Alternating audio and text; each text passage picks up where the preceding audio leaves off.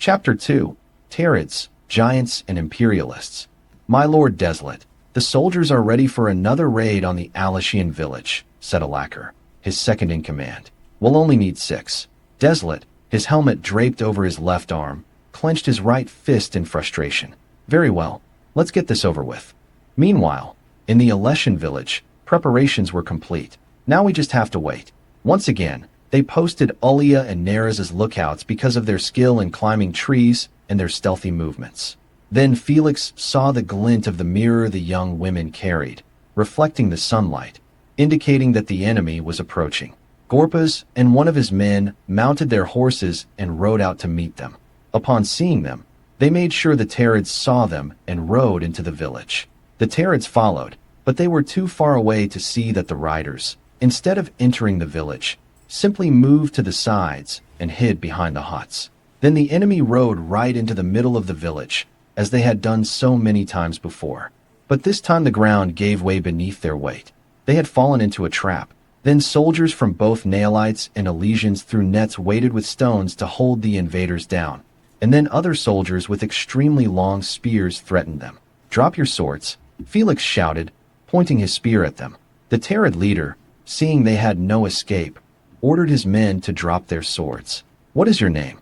Lucas asked. Desolate, the leader of the now prisoners replied, after they had been pulled out of the trap. Do you want to enslave us like your ancestors did? The Terrid leader asked angrily, his hands now bound and several soldiers still pointing their spears at him. So, this empire wasn't as benevolent as they claimed, Lucas said, looking at Aelios, who felt somewhat uncomfortable. We don't want slaves, but I do want to know why we were attacked, Gorpas replied. We were forced to gather food to satisfy the giants' hunger. They're not just hungry for food, but for power over others, especially the one called Rados. They have our women and children. They'll kill them if we don't do what they want. We'd always lived on the plain without interference from anyone, until they came and used a dirty trick to capture our families while we were out hunting and foraging. Now we have to get food for them, even if we go hungry. This is unbearable, but I don't know what we can do. Even though there are only 20 of them, they're too strong. They're holding them prisoner in some ancient ruins, Desolate explained. Meanwhile, at the giant's base of operations, Gazlo addressed his leader. My lord Rados, the Terrids have asked for one more day to deliver their tribute, said the second in command, submissively. Very well, they know what will happen if they disobey, he remarked with a cruel smile. This is only the beginning. We will subjugate all the inferior races, first the Terrids, then the humans, and all the other races that inhabit these lands. All will serve us, since no one is strong enough to oppose us, Rados declared. Tell me about these giants, Lord Aeronais and Lord Desolate, Lucas asked. Don't you know anything about giants? Desolate asked indignantly. Lord Lucas and his brother Felix aren't from this world. They don't know much about it yet. Aelios interjected. How is that possible? The centaur asked, surprised. They came through a portal from a world similar to ours, yet different in many ways. They are very strong, the apprentice mage explained. No one should be a slave to anyone. In our world, slavery was abolished more than a century ago, Lucas explained. By attacking you, we have lost our honor as Terrids. If you help us save our families, we will be indebted to you. Desolate pleaded earnestly. Very well, Aeronais said. We need to discuss this in private. Is there anything else you wish to add, Lord Desolate? Lucas asked. Well, the only one who seems to accept the idea of subjecting the other creatures of this world to his will is Rados. The other giants are too afraid of him to challenge him. So, the guy's a despot with delusions of grandeur. There have been people like that in our world, and many end badly, Felix remarked. Very well, Aeronais began. According to Lord Desolate, there's a clan of giants holding their families prisoner to force them to obtain supplies for themselves and their leader. Rados, the leader, seems to lack any semblance of honor, though I don't trust the Terrids, Aeronais remarked. How many Terrids have you met in your life, Lord Aeronais? Felix asked. Aeronais hesitated. Well, the truth is, I hadn't met any, until now. Both humans and non-humans have kept themselves safe by separating from one another for centuries, the tribal leader explained. And yet you maintained relations with the Elakites, Lucas said, looking at Ulia Yeneris. That's different. They're human, and they provide us with furs, Aeronais retorted. So, when it's convenient, Exceptions to the rule can be made, right? Felix intervened. Well, if you had followed that rule, perhaps my people and I would have starved to death, Gorpaz opined. This isn't getting us anywhere, Alia commented. I have an idea. We'll let you go with supplies so the giants won't suspect anything. But with your promise to return for our help, and I'll follow you from a distance without them noticing, to verify that what you say is true, Alia explained. That sounds dangerous. We don't want to lose you, Felix said, hiding the fact that it was he the one who didn't want to lose her. Don't worry, Fel. Is that what your brother calls you, right? I'll just get close enough to see what's happening without them seeing me. Alia finished her argument, smiling warmly at Felix. Very well, make sure they don't see you, Felix said, thinking, this girl is something else. Don't worry, we know what she's capable of, Lucas said, placing a hand on her shoulder. The strategy session concluded, and they returned to where the centaur was. Very well, we will help you. We will let you go with food so the giants won't suspect we are helping you. But you must return here in 2 days while we prepare to rescue your people. Both Desolate and his men were freed and given a pack of food. Let's see if Mr. Shinri and Mr. Beres have finished the new weapons, because we will need them, Lucas said. Meanwhile, Alia stealthily followed the Territs. When they arrived, the young woman found a tree and silently climbed it. It was a full moon, so she saw 6 or 7 giants, both men and women. There she saw a particularly large giant who confronted Desolate, struck him, knocking him to the ground, turned his back, and walked away while a female of his species embraced him. That must be Rados, and that must be Desolate's wife, Alia thought. Then she climbed down the tree, trying not to make a sound, and returned to the Alashian village. The whole group was waiting for her there, and she sat down. Everything Mr. Desolate told us was true. There are several giants, and they look quite strong. But I think the tallest of them must be Rados, Alia explained. This time, Lucas's strategy would include the Elakites, Nailites, Alessians, and the Territs. The idea was to overwhelm them from all directions while avoiding casualties on either side. Very well, Lucas said. We'll test these weapons. In my world, they're called crossbows, and although slow to load, they're more powerful than bows. Very well, we'll use a stone as a target. Lucas had to use his foot to prepare it, and then the blacksmith gave him something that looked like a small iron arrow. This is known as a bolt, the young man explained. He placed it at the front of the taut string, and the projectile shot out, striking the stone and shattering it. You've done a magnificent job. How many bolts do we have? The young man asked. 5 for each of these. What did you call them? Crossbows? The blacksmith asked. Yes, they were widely used before firearms were invented. They can pierce iron armor. 2 days passed, and as promised, Desolate and the Therids arrived at the Alashian village. There, Felix and Lucas, wearing armor, explained the plan. Shinri was also there with several assistants, providing them with weapons and armor. Lord Desolate, this helmet is superior to the one you're using, he said, offering him a new helmet made of bronze. The Terid leader took the new helmet and put it on. Thank you, he said, gesturing to his men to do the same. Shinri also brought armor for them. The Elysians already had some from their previous skirmish. They all set off. Meanwhile, Rados was bored. Forcing the Terrids to raid for food was too easy. Are there any human settlements around here? He asked his lieutenant, Gazlo. A few, Gazlo replied. They will work for us too. Or die? At that, he yawned. Now we have to find a way to make the Terid women and children work for us as well. Gazlo nodded. Yes, my lord. I'll go and watch the prisoners. Rados watched him leave and shrugged. After a while, his second-in-command returned. My lord, a group of armed humans is coming. They have armor made of a metal I've never seen before. Rados stepped outside looking at the newcomers. What? You dare to challenge me? Who are you? Giants to me. You go and watch the prisoners. He ordered Gazlo. He directed all the remaining giants to the front of the ruins entrance. Who are you? The giant leader repeated. Oh, we're only here to see if the giants are as powerful as they say, Felix said mockingly. My name is Felix. What's yours? The truth was that Felix was just distracting him while crossbowmen and the Terrids and the others slipped in behind the ruins to rescue the prisoners. Rados, looking indignantly at Felix, said, My name is Rados, human. Then the young man smiled. Why don't you fight me one-on-one without weapons? Or are you afraid of a mere human? Felix said sneeringly. No giant can defeat me, and an insect like you challenges me? Fine. Either way, I was going to make you my slaves, just like your ancestors did to us. Felix then removed his armor, and the giant laughed. I think you're going to need that to beat me, the giant said. No, I move better without it, Felix replied. When they were face to face, Felix looked like a small child compared to the giant. Rados attacked, trying to kick Felix, but Felix dodged, striking the giant in the knee with his fist, causing him to scream in pain. Damn you, I'm going to kill you for this. Then Felix leaped into the air and kicked him in the face, staggering him. Incredible, humans aren't that strong. What are you? I'm just a human who's too far from home. Then he delivered several punches to Rados' abdomen. His fists and kicks moved with dizzying speed. He took a few steps back and jumped, delivering a flying kick to the giant's chest that sent him sprawling on his back, stunning the other giants. Just then, they heard a scream coming from behind the ruins and realized what was happening. Meanwhile, behind the ruins, Lucas and Gorpus, Lazar and Neris crept in and saw the giant guarding the prisoners. Shoot him in the legs, then we'll subdue him. The giant felt a sharp pain in his thighs that made him fall. He saw the two bolts, their tails protruding, and looked in the direction they had come from. 3 human men and a woman were aiming at him and approached, still pointing those strange weapons.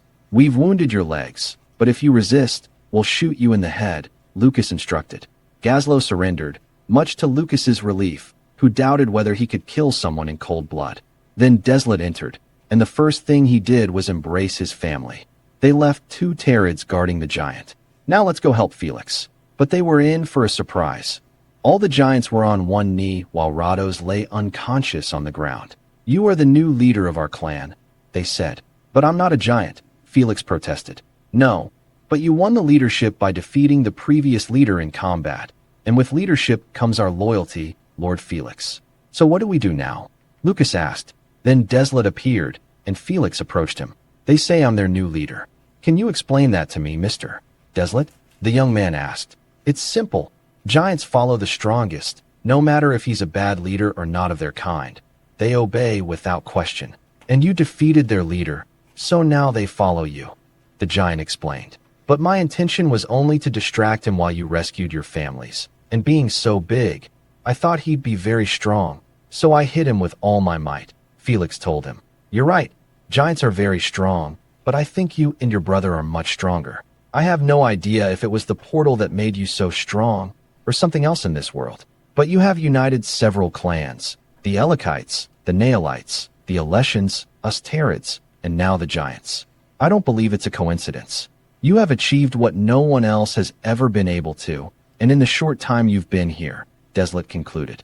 Weeks passed, and all the clans, human and non-human, cooperated to sustain the community. Everyone had moved to the village of Aeronise, which was beginning to resemble a small town. Everyone contributed. The Elakites with their meat and hides from larger animals, now more easily hunted with crossbows. The Naelites with their agriculture and industry, aided by Lucas, who made a supreme effort to remember techniques he had seen in videos and helped Shinri, and Bearace with building carts pulled by the Elysians' horses, allowing them to replace the Travois, which couldn't carry such heavy loads. Construction of houses for the giants also began, and they helped after Felix explained how. Of course, what Lucas enjoyed most was hunting with Neris. They had developed a healthy relationship. They had even shared an awkward kiss, due to their lack of experience, but they were excited and happy. Meanwhile, Felix and Alia had also grown quite close, although Aeronise interrupted them, almost constantly seeking their advice. After examining the ruins where the giants had lived, Lucas, accompanied by Lazar and Alios, discovered gold and silver coins, as well as ancient texts on metallic green copper plates. These are writings in the ancient language of Rakashi. There are many. We must find a cart to take them to the master, said Alios. Everyone agreed, and Lucas ran to the village to inform Talos and obtain a cart. Lucas was constantly impressed by how easily he could run long distances. Aside from Felix, only Alia and Neris could keep up with him due to their physical condition, honed from chasing animals since childhood. However, the village soldiers were developing physical prowess thanks to Felix's training, which now included the Elections, the Terrids, and the Giants. Felix had already introduced them to proper combat movements. Meanwhile, Alakar, Desolate's second-in-command, had been appointed village scout to reconnoiter beyond the village's borders and the settlements of all the clans, which were now abandoned. But there were still resources in those areas that could be used. Felix and Aronais saw a lacquer arrive. "Do you have something to report?" Aronais asked. "Yes. The old village of the Elakites is now being occupied by the Ogders," a lacquer informed them. "Who?" Felix asked. "Perhaps you don't know them, Mr. Felix. They are small creatures with hair all over their bodies," the Tarot explained. "When I explained to them that this was our territory, they requested an audience with you," a lacquer said. "Oh, I think we saw them before going through the portal. I think Lucas would love to meet them," Felix mentioned. At that moment, Lucas, Lazar, and Alios arrived. "Hey Luke, do you remember those little creatures we saw near the portal?" "Well, they want to talk to us," he said to his brother. "The Pukwudgies?" Lucas asked, interested. "Yes, those ones. But here they're called Ogders, and they're living in the old village of the Elakites." "Oh, well let's go and meet them," Lucas said, smiling. Several miles later, they were back at the election village. At first, the Ogders acted somewhat nervously, but one in particular, using a staff to help himself walk, approached and made a bow. "Thank you for granting us this audience. You were the ones who killed Garrick with your magical weapons. We saw everything while we were hiding, but we were afraid when we saw how easily you destroyed Garrick," the old Ogder explained. "My name is Natalise," she introduced herself. "These are Felix, Lucas, and Lazar. I believe you already know Alakar," Aronais said. "Lord Alakar explained to us that this is his territory, so we beg your permission to continue living here, since only in this area do the plants that are our main food source grow," the old man finished explaining. "Which plants?" Lucas asked, intrigued. "We only eat their roots." With that, he signaled, and one of the Ogders entered one of the huts and brought out 2 tubers. "They look like potatoes," Lucas observed. "Could you give us some?" he asked Natalise. "We have plenty of these. We can share them, but they haven't told us if we can stay," the old leader replied. "I don't think there will be a problem with that." "Will there, Lord Aronais?" Felix asked. "There isn't, and if these things are edible, we can cultivate them. But we will also need your help," Aronais replied. "What kind of help?" the patriarch asked. "You are small, fast, and have made stealth a way of life. Perhaps you can help us as scouts. We will only need a few of you," the Naelite leader finished. "Very well. Timos and Koresh, come here. You have already heard what our new allies want. Are you willing to join their army?" the old Ogder asked them. The 2 young Ogders, understanding what was being asked of them, bowed and said at the same time, "We are at your service." Back in the village, Lucas went to the fields where some workers were tilling the land. "Hello, Lord Lucas," greeted the workers, both men and women. There were also some giants and a much more humble Rados than the first time they met him. "Is Lord Felix all right?" the giant asked.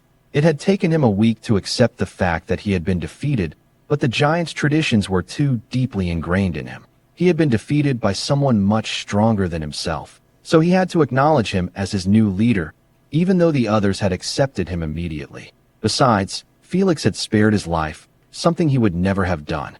Now he was not only his leader, but the giant was also indebted to him. "He's helping Lord Aronais negotiate with the Ogders," Lucas replied. "The Ogders? But they're insects. They're not worthy of someone like Lord Felix or you," said Rados. "You're wrong, Rados. Not everything is solved with force. Everyone has different talents. You'll see it in time," Lucas declared. Rados didn't understand it, but if someone like Lucas, the brother of the man who defeated him, said so, it had to be true. "Very well, I want to plant these," he said, holding them up with both hands. "And how do we plant them?" the gardeners asked. "See these sprouts they have? We're going to cut them into pieces, and each piece should have a sprout. Then we plant them," Lucas explained. They did as he said. Now we just have to wait several weeks. I have to ask the gardeners when the best time to harvest them is. When Lucas returned to the village, he found the village leader deep in thought. "How are you, Lord Aronais?" he asked. "I have a problem, Lord Lucas," the village chief replied. "We've been building and producing many things, but I have no idea how much material we need to produce them. I know each artisan has an idea of how much material they need for their work, but it would be more efficient to know in advance what we'll need," the tribal leader explained. Lucas thought for a moment and said, "Didn't Lord Talos say that the Rakashi Empire kept records of almost everything they did? In our world, too?" Because there are so many people and so many things are made that it's essential to keep a record of everything, Lucas explained. How can we have something like that? Aeronise asked. First, we'll need everyone here to learn to read and write. First, we'll need symbols to represent numbers and letters. We'll also need something to write with. It will be complicated, but we can do it, even if it takes time, Lucas explained. Later, all the adults summoned by Aeronise were gathered in the tribal leader's hut, which had been converted into a makeshift classroom. Then Lucas put on the figurative teacher's hat and explained the concept of Arabic numerals and the use of zero. At first, they didn't understand how useful what they were learning was. At first, all the adults received this instruction. Then Aeronise summoned the entire village. And it was the beginning of a system to educate the village children as well, where Lucas and Felix took turns teaching arithmetic and the Latin alphabet. Lucas had to transliterate local words so that a written language could exist.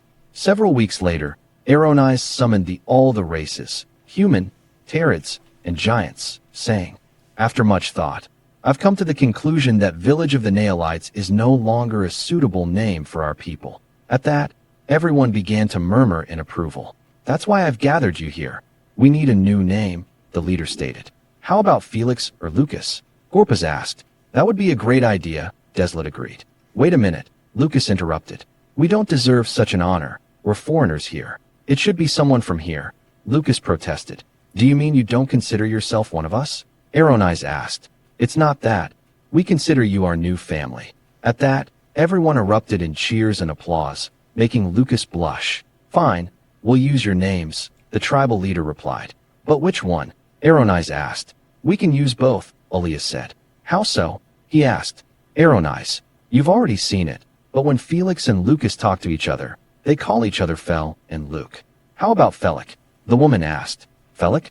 It sounds good. What do you all think?" She addressed the assembly. Everyone agreed. "Very well. From now on we are the people of Felix, or the Felucites." And they adopted that name despite the protests of the two brothers, who eventually gave in. Several months of hard work passed. Both Lucas and Felix had grown beards since there were no shaving supplies. Then Lucas had a private conversation with Felix. "Remember when you kept insisting I get involved with someone, and it always ended in disappointment?" he asked his brother. "Yes. And you always told me that the love of your life most likely lived on some other planet," Felix replied. "Yes. Although at the time I said it out of frustration, I had no idea how true it turned out to be," Lucas responded with a smile. Felix smiled too. "I suspect you want to give me the big news. You want to marry Neris. Isn't that right, little brother?" The older brother asked. "You know me like the back of your hand. Isn't that what you're always telling me?" "I already asked Mr. Alter for her hand, and he agreed. By the way, how are things going with Aaliyah?" Lucas asked, interested. "Although we've been very busy, we've also been able to work on our relationship," Felix replied. The ceremony was simple, led by Aeronise as the village leader. Everyone was there wishing the new couple happiness, including all races of humans and non-humans, celebrating with liquor made from fermented wild fruits. Aaliyah embraced Felix, gazing into his eyes with passion. "When will it be our turn?" she asked. "Very soon," Felix replied, smiling. "You and I have had a lot of work to do, but your father has already given his consent." "My father is excellent at judging people's character," she said. "He told me you had his approval from the moment he met you." After the celebration, the happy couple said their goodbyes and headed to their newly built cabin, where they gave free rein to their passion. The next day, the newlyweds woke up in each other's arms. "I never thought I'd have someone like you by my side. I'm so grateful," Lucas said, looking into her eyes. "I'm the one who's grateful. The first time I saw you, I suspected you'd be a wonderful husband. But the more time I spent with you, the more my suspicions were confirmed, and the more I fell in love with you." Then she began kissing and caressing him, awakening his desire, and once again they engaged in a passionate embrace. Aeronise decided not to give Lucas and Neris any more tasks for the next few days. He knew what it was like to be newlywed and young. "We've harvested the first crop of those roots the Ogders use as food. You say that in your world there's something similar to what they call potatoes," he said, now speaking to Felix, who was standing beside him. "Yes, they can be cooked in two ways, boiled or fried in oil, and they can be combined in the same dish with meat," the young man explained. "The Ogders eat them raw," Aeronise said. "That's right. I didn't see any cooking implements in their village." Apparently, they only use fire to keep warm when it's cold, not for cooking. Good. I'll ask Lady Sylph to prepare a few just to see if they're edible for everyone.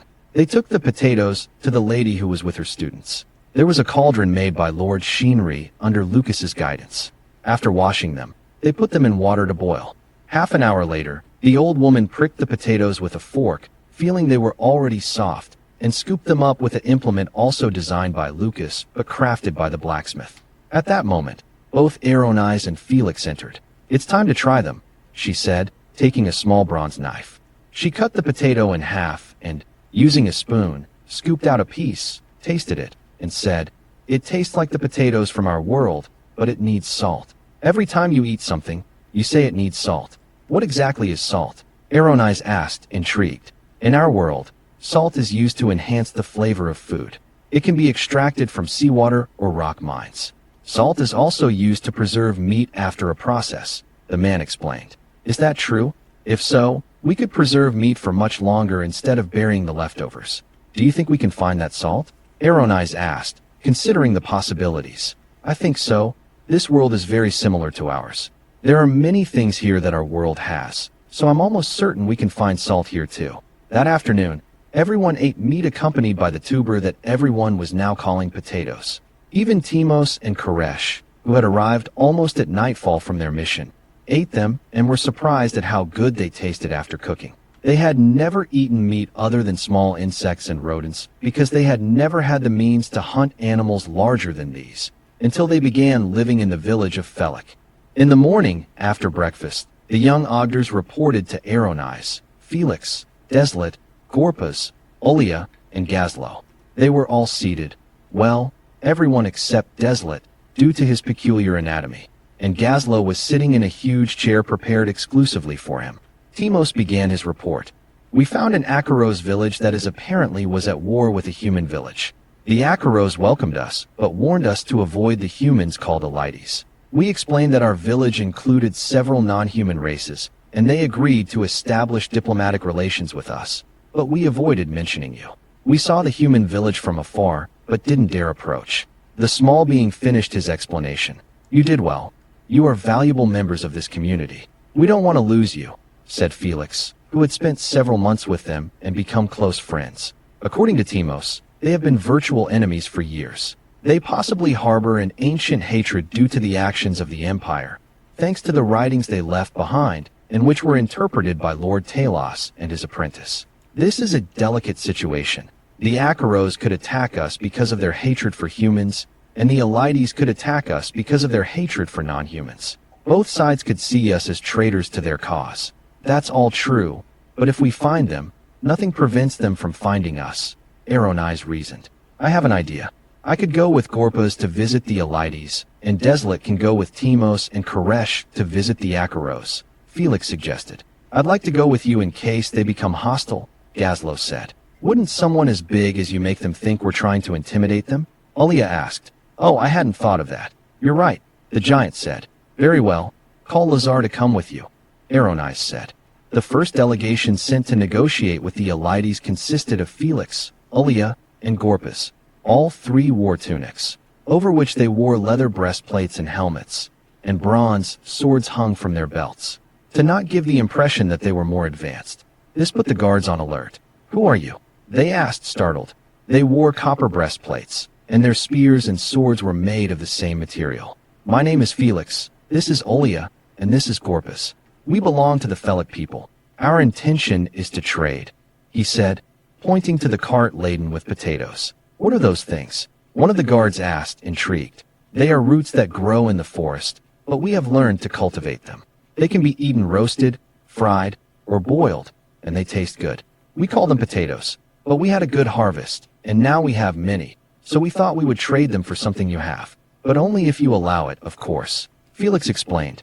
"Go and fetch Lord Fellner," one of the guards told the other. A short while later, a distinguished-looking middle-aged man arrived flanked by his guards. "I'm told you belong to the village of Felek," Fellner began. "Yes," Felix replied confidently. The young man introduced his group. "We greet you cordially, and allow you to our village for further discussion." Felix agreed and instructed Gorpas and Alia to accompany them. leaving the load of potatoes with the rest of their group. So far, relations had been quite peaceful. The delegation sent to try to establish relations with the Acheros consisted of Deslet, Alakar, Timos, and Koresh, along with several Terets. They arrived walking slowly until they were relatively close to the sentries. "Identify yourselves," one of the two guards shouted authoritatively. "I am Deslet, this is Alakar. These are Timos and Koresh, along with some of my men. We come in peace. We are representatives of the Felek people, and we are interested in trading with you," Deslet explained. "Very well, I will go and find our leader. Please wait here," the Achero instructed. Sometime later, Zalopto, the leader of the Acheros, appeared before them. He looked more robust than the others. "Greetings, welcome," he said politely. "You say you want to trade. With that?" he asked, pointing to the potatoes. "Yes, my name is Deslet, and we come from a village called Felek, inhabited by several races working together," the Therid leader replied. "Several races working together? That is unusual. As far as I know, all races have remained separate from one another since the fall of the Empire." "True. I was skeptical too, but we have the Ogders, giants, and ourselves, because each race has different talents to help the community. For example, these potatoes were originally the food of the Ogders, and they ate them raw, but we learned to cook and cultivate them. And they can be prepared in different ways," Deslet explained, carefully avoiding mentioning that there were also humans living there, at least for the moment. He knew the prejudice that non-humans held against the latter, having once held it himself. "Interesting concept," Zalopto remarked. "You don't have to take our word for it. We brought implements to cook the potatoes, and you tell us if you can use them as food."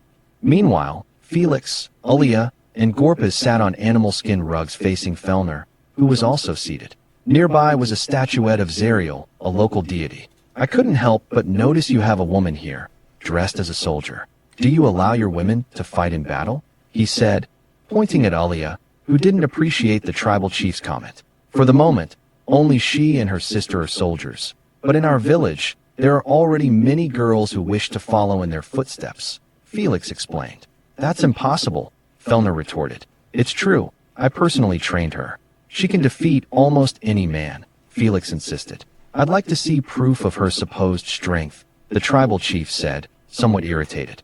"Please, Fel, let me show them," Ulia whispered in his ear. "Very well, Lord Felner. Any of your men can challenge Ulia." Then a burly individual appeared. "I'll put this woman in her place. My name is Ludo." The fight began. "I'll try not to hurt you too much," Ludo said mockingly. Gorpas, watching the two of them, thought, "He really doesn't know what he is in for. If you don't try to hurt me, you won't stand a chance," she said, smiling. They both raised their fists, and Ludo tried to punch Ulia in the face, but she easily dodged the blow, striking him in the abdomen. When he doubled over in pain, she hit him in the back of the neck with her elbow, forcing him to lift his head. She then delivered a right hook to his jaw that sent him spinning and falling face first to the ground. Everyone was stunned, except for Felix and Gorpas, who already knew what she was capable of. "It's not easy for someone like me to admit I'm wrong, but she defeated one of our strongest men, and she did it in an instant," Felner remarked. Just then, an old man with a long beard approached them. "This is Eldoris, the village mage," the tribal leader introduced him. "Pleased to meet you, Lord Eldoris," Felix said, bowing, and the others joined him. "I sense a great power emanating from you. Could it be that you were the one who killed Garrick?" "We haven't seen him in 2 years," Eldoris said. "Actually, my brother and I did," Felix replied. The old man then turned to Felner. "I believe the Felucites would be great allies against the Imperialists," the mage said. "Who are they?" Felix asked. "They are several clans of humans united by their belief in the myths of the Rakashi Empire. They wish to restore it. They've already attacked several villages, both human and non-human." Felner explained, "You can't restore a dead empire," the young man said. "The Rakashi Empire only existed to keep the ruling class in power. They promoted the lie that their empire was the only thing that could protect humanity from the monsters, non-humans as they called them." Eldoris explained, "You know a lot about that empire, Lord Eldoris. What is your source of information?" Felix asked. "My family's lineage predates the empire. We have been bearers of the writings that reveal the truth about the empire. The empire fell thanks to an alliance of humans with non-humans tired of its tyranny. They succeeded in destroying all its institutions of power, But then something happened, and everyone died in the capital, and no one dared enter it ever again.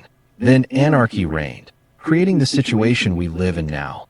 Much of the knowledge the Empire possessed was lost. My family and others were entrusted with documents that showed what the Empire truly was, not the lies they spread. But the Empire, seeing itself lost, assigned various family heads the task of creating documents that perpetuated its lies, even though these documents also contained information about its knowledge. Their main objective was to find followers who would seek the restoration of its power.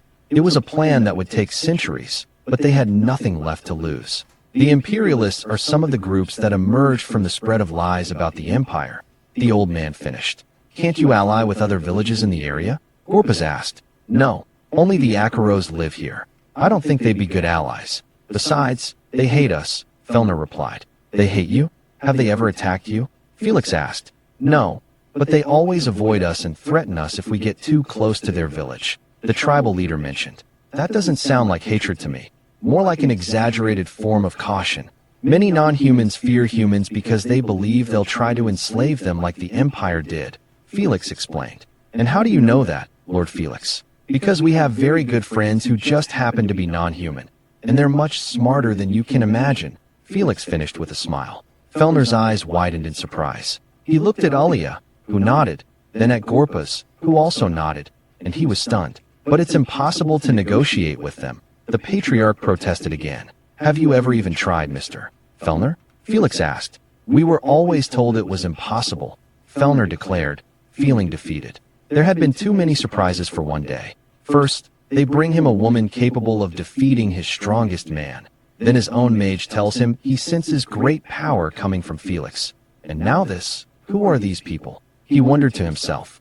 Meanwhile, Deslet was negotiating with Zalopto. Well, they've already tried our product. How do they like it? Very well. They could go well with the meat. We could give them some of the spices we use to preserve the meat and make it taste better, but there are too many raids by the Imperialists. Imperialists? Asked the Terrid leader. Yes, it's a fanatical human group that unites various clans with the goal of restoring the ancient Rakashi Empire, explained the Akaro leader. But that's ridiculous, replied Deslok.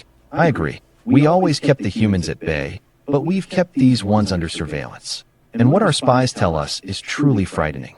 Their leader, in particular, is insane. They found an ancient imperial citadel and somehow rebuilt it. Our spies hide in the trees near their walls to listen to them, and the things their leader says suggest the guy is crazy. Even for a human, Zalopto finished. This group is a danger to everyone, both to us and to humans who don't share their ideas, Deslok explained. Are there any good humans? Zalopto asked incredulously. Yes, they exist.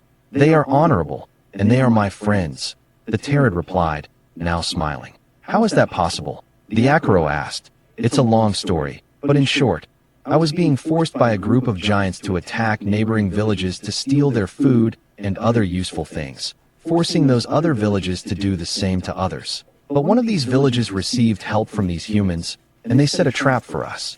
When they captured us, at first, I thought they would kill us, or worse, enslave us. But they didn't. Instead, they helped us rescue our families, and a man named Felix challenged the giants' leader and defeated him, becoming the leader of the giants. They all lowered their weapons and followed him. After that, the giants became part of our community. We live there now. Terrids, Ogders, humans, and giants. We've lived like this for 2 years. Zalopto was dumbfounded. But that's never been done before. You mean, it's never been tried before? It's working for all of us, Deslet explained. The idea seems interesting, but I've never trusted humans. But, if they're as honorable as you say, it would be better to have them as friends, especially that Felix fellow, the one who defeated the giant.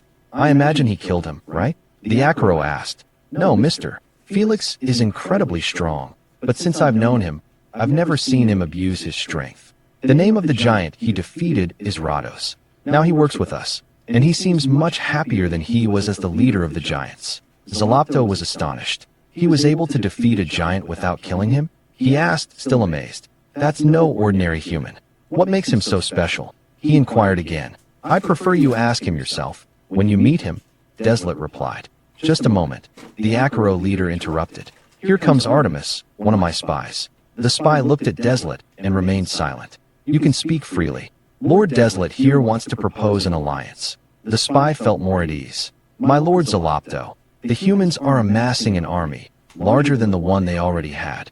Their leader said they will attack us and the Elites in 7 days. There's no time to lose. We must prepare, exclaimed Desolate. Very well, Lord Desolate. I wish to accompany you to your village and meet this Felix. Very well, we must gather the leaders of the village of Felix, the Terrid leader affirmed. Desolate, Alacker, and Zalopto, along with 2 of their men and the others, set off. Hours later they arrived and were greeted by Lucas and Aronise. Those who came with Desolate look like satyrs, Lucas remarked. Aronise raised an eyebrow. Satyrs? Those are Acheros, Aronise said, already used to hearing Lucas talk about strange things. Very well, that's what they're called here, Lucas replied. Welcome, Mr. Desolate. Who is your companion? Zalopto was surprised by the natural way this human spoke to Desolate. This is Zalopto, leader of an Achero village. Nice to meet you, the Achero declared. Desolate introduced them. This is Aronise, one of the leaders here, and Mr. Lucas. Zalopto looked around, observing how humans and non-humans worked and talked together with great camaraderie. We need to call all the leaders together for an emergency council, Desolate explained. What has happened? Aronise asked. A new enemy has emerged, he said simply. Felix will soon return from the village of the Elites. In the meantime, would you like something to eat? Aronise asked, adopting the posture of a host. Everyone sat down, except for Desolate, who, due to his anatomy, kept standing. There, the leader of the Terrids explained everything they had learned in the last few hours. So they have a fortress, Lucas remarked thoughtfully. Perhaps our giant friends can demolish it if we give them the right tools and protect them while they're doing it. Aronise saw the doubtful expression on Zalopto's face. Oh, don't worry. Lord Lucas has some, let's say, unusual ideas, but very effective ones. The results of his plans are undeniable. Just then, Felix, Ulia, and Gorpas appeared, followed by Fellner at the door. So we have a guest. Felix smiled at the Achero leader. I brought one too. You must be Lord Felix. Felix looked at Desolate. Oh, sorry, I couldn't resist telling him about you, he said, smiling. Behind them appeared Gazlo, who crouched down and entered the door, sitting in the chair prepared for him. Finally, Timos appeared, climbing onto the chair also prepared for his short stature. Well, so far, what we have is a group of fanatics who are determined to rebuild the old empire and don't care who they have to kill to achieve it, Felix said. Their leader is called Epitras. I've spoken with him, and he's obsessed with human supremacy. You can't reason with him, Fellner said. Trying to resurrect a dead empire is the most ridiculous idea anyone could come up with. But there will always be some idiot who likes the idea and will try to carry it out, Lucas concluded. The good thing is that this Epitras isn't very smart, but even so, his ideology makes him dangerous. Tomorrow I'll speak with Lord Shinri to prepare the equipment to besiege the citadel, but we're also going to make sure they don't feel safe even within their walls, said Lucas, with a smile. How will you do that? Fellner asked. Well, before we didn't have the necessary weapons. After the fight against the giants, we were able to build them. We found texts dating back to the time of the Empire. In them, besides propaganda, there were also detailed instructions on how to build siege weapons. We had to enlist the help of our mage, our carpenter, and our blacksmith, and we were able to make 9. Siege weapons? What are those? Asked Zalopto. They are weapons that will allow us to attack the Imperialists even if they are behind their walls. We will need to attack around 3 in the morning, when people are in the deepest sleep. Although our army is powerful, if we make a lot of noise, we will make them think we are many more, and perhaps they will panic. Besides, I have another trick that will make them even more fearful. By the way, when is the changing of the guard in their towers? Asked Lucas, changing the subject now. Every 6 hours, according to Artemis, replied the Achero leader. In the end, Lucas explained the plan to them in detail, and both Zalopto and Fellner were very impressed. The next morning, Felix, Fellner, and Zalopto, accompanied by several soldiers, went to the village of the Ilitas, while Lucas, Desolate, Lazar, and Artemis went to the village of the Acheros. In both villages, they explained the plan. Although the Elites and the Acheros still distrusted each other, they knew they could perish at the hands of the Imperialists. It was an alliance of necessity. The other 3 days were used to move troops and equipment and hide them in the villages of the Ilidas and the Acheros. But then both villages began to notice imperialist spies watching them from afar. This isn't good. If they find out what we're planning, the whole plan will fall apart, Lucas stated. Very well. We'll have to reinforce our surveillance and intercept those spies before they report what they've seen, he said, addressing Alia, Neras, and Alakar. The three of them ran off in different directions. Alia reached her target first. Stop, she shouted. The spy turned and smiled. A woman. I won't even need my sword, he said mockingly. Come here and you'll see how easy it is to fight a woman, Alia said, smiling. Moments later, the spy was on the ground, writhing in pain.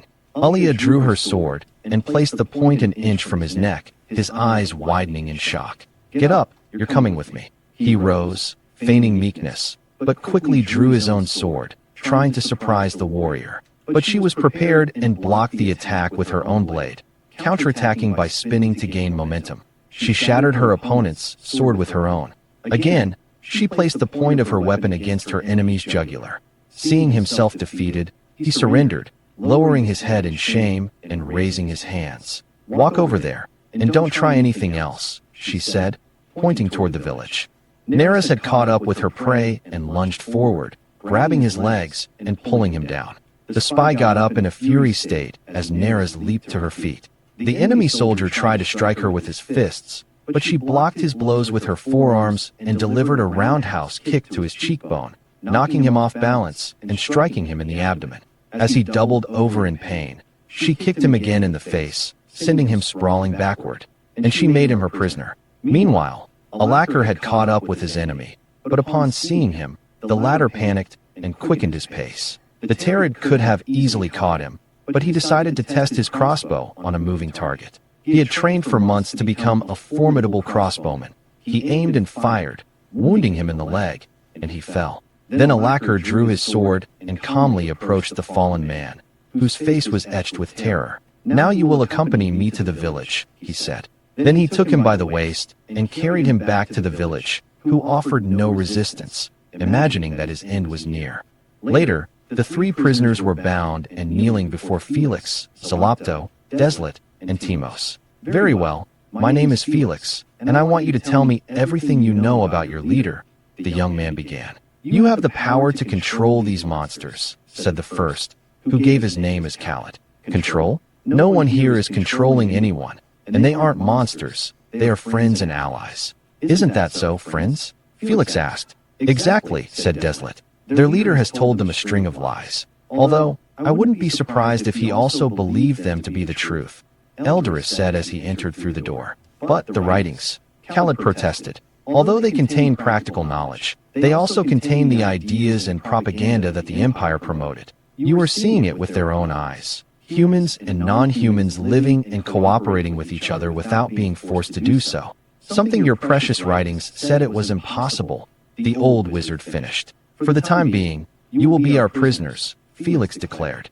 The moment of battle had arrived. The moon shone brightly. Felix waited some distance from the citadel gate, which was to the north, with Rados and several giants carrying large iron hammers behind them. Gorpas and Deslet were accompanying them. His men were forming up, creating a cavalry force. Meanwhile, to the south, east, and west, the rest of the army guarded 3 catapults on each flank. Then Timos, Koresh, Onyx, and Lazar, who had become expert crossbowmen after months of training, silently and efficiently eliminated the guards in the towers, who were practically asleep, because the last thing they expected was an attack. They were confident in their numerical and tactical superiority. Then Felix ordered Ludo to sound the horn he had brought, thus giving the signal to begin the attack. Then the catapults, loaded with large stones coated in tar, which were ignited and turned into fireballs, rained down on the fortress, causing panic among the once proud imperialists. It didn't take the giants long to breach the citadel gate, and they entered, followed by Felix, and then the cavalry. Minutes earlier, Epitros had been awakened by one of his soldiers. Who is attacking us? He asked, still disoriented and unsure of the situation. They are giants, Terrids, Acheros, and humans, all attacking together as one, the soldier explained. That's impossible. That contradicts the scriptures, he declared in confusion.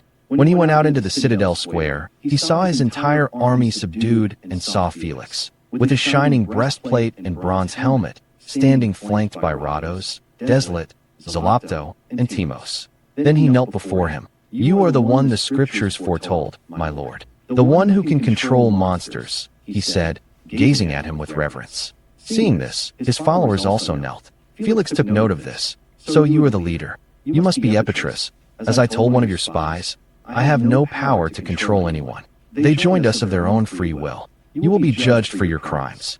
But my lord, I was only preparing the way for your arrival," pleaded the now defeated enemy leader. "What Fellner and Zalopto told me is true. This fellow is insane," thought Felix. "Now, I am the humblest of your servants," said Epicurus reverently. At first, Epicurus and his closest collaborators were sentenced to forced labor, but he and his men didn't seem to detest their work. In fact, they considered it an honor to follow Felix's orders, no matter what they were. Meanwhile, the return of the prisoners was becoming problematic, because even when the prisoners were returned, the villages didn't seem to trust them. Seeing this, Lucas convinced Aeronais to call a meeting. And so he did. "Very well, we need to do something to gain the trust of the villages that had joined the Imperialists." Aeronais addressed those present. "They could reorganize their army and attack us again.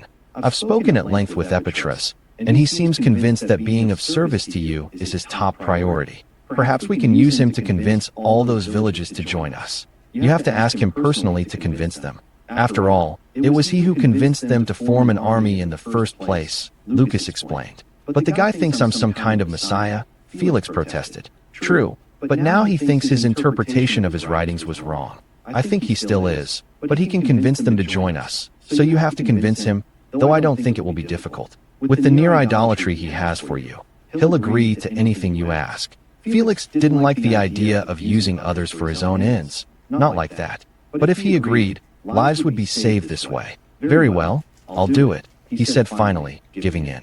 Felix and Lucas walked toward the field where Epicurus was working. Although sweat was visible on his body, he didn't seem displeased. "Hello, Epicurus," Felix said. "My lords Felix and Lucas," exclaimed the now gardener, walking up to him and kneeling. "Stand up, you don't have to do that," Felix stated. He was irritated by being treated like a king. "I am doing the work you entrusted to me, and I intend to finish it successfully," Epicurus said proudly. "Now I need you to do something more important for me," the young warrior said. "What is it, my lord?" the prisoner asked anxiously. "I need you to speak with the Imperialists who surrendered, so they will join us." Epicurus paused thoughtfully. "Oh, it's my fault they attacked my lord's allies. After all, I was the one who instigated them. They committed many crimes because of my words. Therefore those crimes are also mine," said Epicurus.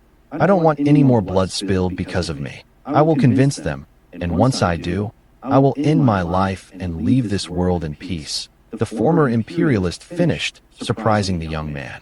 "Listen, I want you to convince them, but I want you to continue serving me." He almost bit his tongue when he said that, but continued, "After that, I don't want you to die. Did you hear?" Felix said, somewhat frightened. "It will be as my lord commands. I give you my word. If my lord orders me to return here, I will." Then Lucas intervened. "And I saw the citadel, and some blocks looked a different color. Were you the ones who replaced them?" Lucas asked, intrigued. "Yes. Besides the sacred texts, there were also texts with instructions on how to work stone and wood.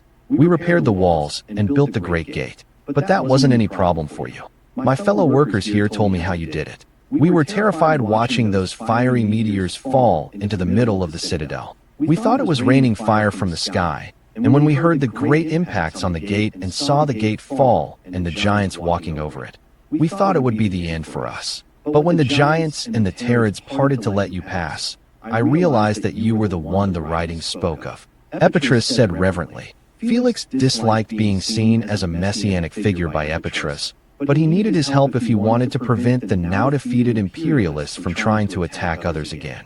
"Epicurus, explain to me why you think your writings speak of me," Felix asked. "Yes, the writings say that a powerful human will bring the monsters back under control and restore the Rakashi Empire. But now I know they are wrong. The time I've spent with non-humans has shown me that they are not monsters. Besides, you are not interested in restoring the Rakashi Empire. Now I know that what you and your brother are building will be far better than that empire ever was. It will be a nation where everyone is welcome, no matter what they look like. The deposed leader ended his statement. As Epitres was led to one of the former imperialist villages, a large group gathered. "It's Lord Epitres. We thought he was dead," they murmured. Their former leader raised his arms, gesturing for silence, which they obeyed. Then Epitres knelt before them. "Brothers, I have sinned against you. I misinterpreted the sacred scriptures and led you astray. For this, I ask your forgiveness." "No, Lord Epitres," they replied.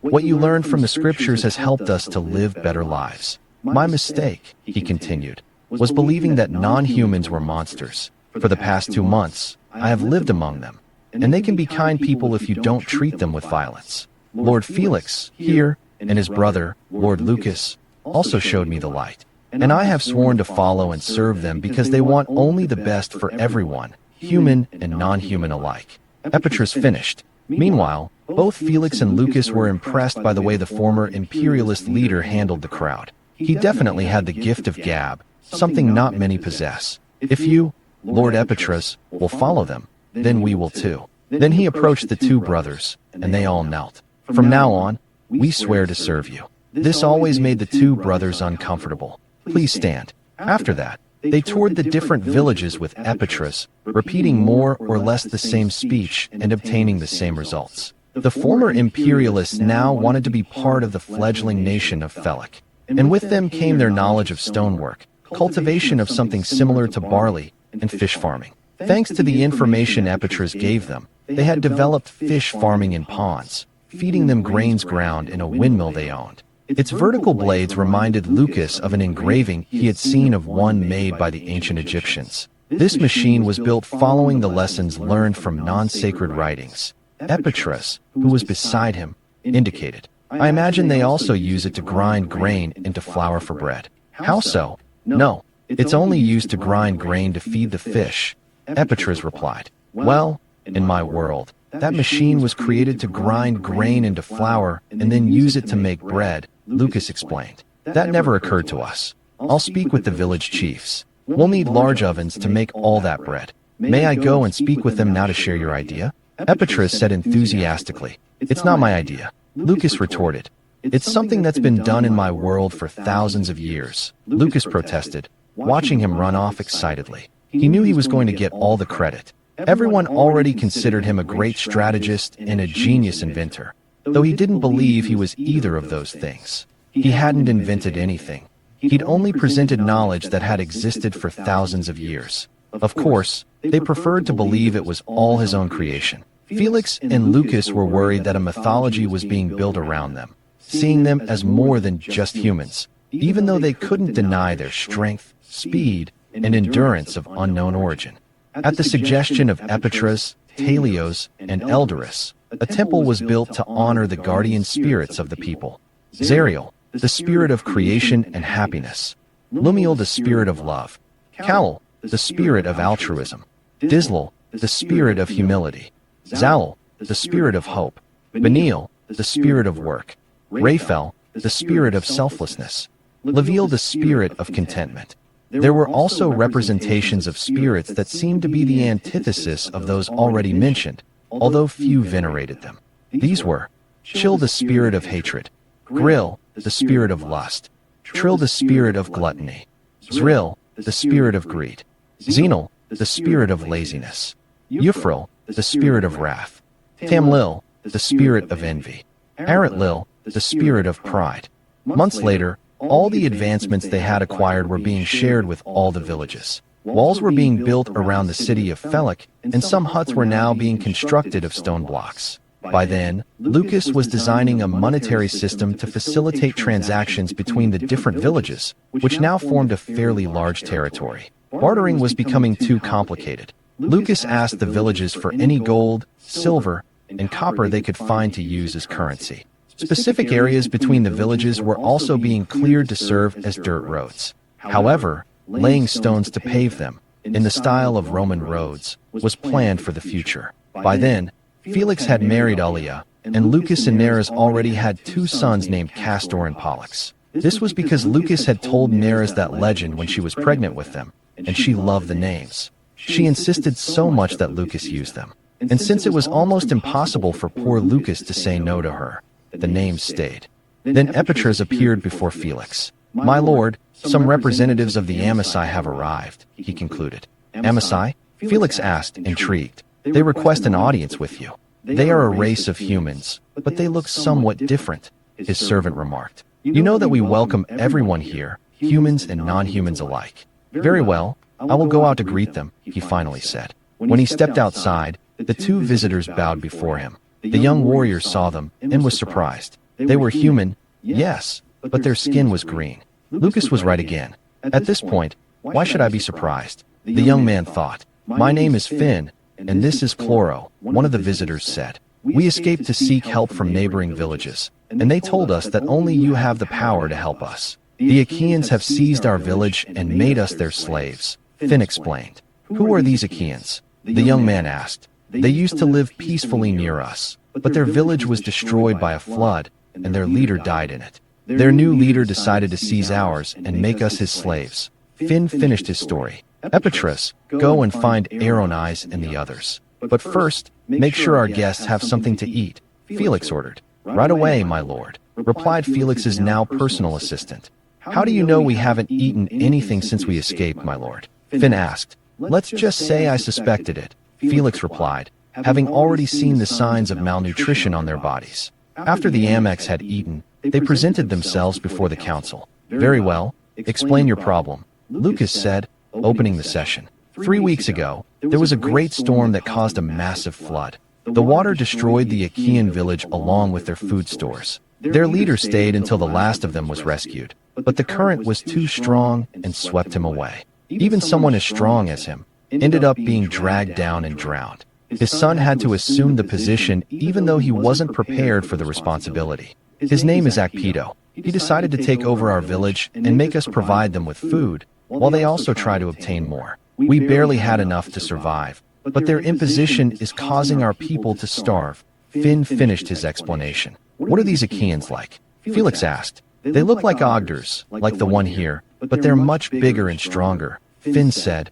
pointing at Timos. "Are they like Bigfoot or Sasquatch?" Lucas wondered. "You say they had food stores. How did they preserve it, especially the meat?" "They found a white substance in a cave. They cover the meat with it and leave it to dry, and it can last for weeks or even months," Finn answered. "That can't be anything other than salt. Having it will help us keep our food longer," Lucas suggested. "Should we prepare the army then?" Aeronais asked. "Hold it, not so fast," Lucas told him. "If their problem is that they need food, we have plenty. We can trade it for their salt. That way, everyone will benefit, and there won't be any need to attack anyone," Lucas said. "I like the idea, and I'd love to meet them. We'll form a small group with you, Lucas, Deslet, Zalopto, and Epatres. Finn and Chloro will guide us to the village. But once we arrive, they'll stay hidden to avoid reprisals," Felix concluded. Felix had become the de facto leader of the village of Felek, and Lucas was like an administrator. No one made any important decisions without consulting them first.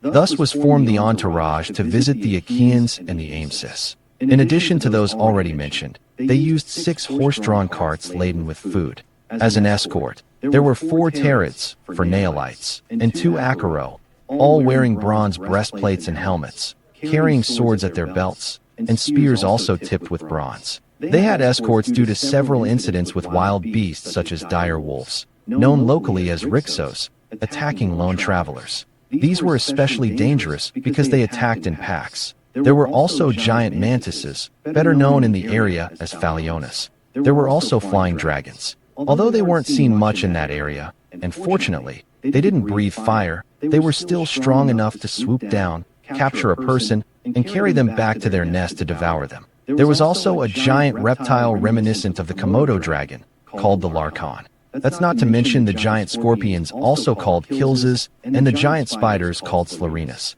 After a day's journey with a break for lunch, they arrived at the Amyci village. When Lucas saw them, he was ecstatic. I suspected the Bigfoot stories were believable, but seeing them here in person feels unreal. He thought as he saw them standing by the fire, several Achaeans. "What are you doing here?" One of them asked hostilely. "We are representatives of the nation of Felek. My lord here wishes to trade with you." "We have heard that you have something we want," said Epatres. "My name is Akpedo. What do you want?" asked one of the assembled Achaeans. I see that besides humans, you also have Terids and Acros under your control. We are not under anyone's control, protested Zalopto. That's true. They are friends and allies. We don't want dominion over anyone. We are only interested in exchanging goods. But I have heard that you have humans as slaves. Is that true? Felix asked, feigning ignorance. I see I can't hide anything from you, the Achaean leader replied. It was a difficult and regrettable decision, but necessary to save my people. But I can release them in exchange for a steady supply of food for my people, Akpedo replied. Very well, Felix responded. We will not only provide you with food in exchange for your salt, but we will also teach you how to produce your own food, Felix offered. Salt? The Achaean leader asked. Yes, what you use to preserve your meat, Lucas answered. Oh, here we call it gola, although salt is easier. Ceresco? Akpedo called. Yes, my lord. Another of the Achaeans present answered. We will give you all the gola you can carry in exchange for your food, and as part of the deal, we will release half of the Aemsis into your hands. We will release the other half when you fulfill the rest of your part of the bargain. I want you to go to their village with them. We'll let the Amex eat the contents of one of the carts the Phalusites brought so they won't faint on the way, the Achaean leader explained. You'll go with him too, he said, pointing to another of the Achaeans gathered there. Felix and Lucas were more than satisfied with the negotiations with the Achaeans. They weren't exactly allies, but they had established diplomatic relations with them and received about 30 members of the Aemsis as part of the deal. Now the problem would be finding them work so they could support themselves. Ceresco was impressed seeing how humans and non-humans shared the work and conversed animatedly with one another. That year brought an exceptionally hot summer, considering the tropical climate in the area of Felix Village and subtropical further north. This came as a surprise to everyone living in that region, especially what came after that.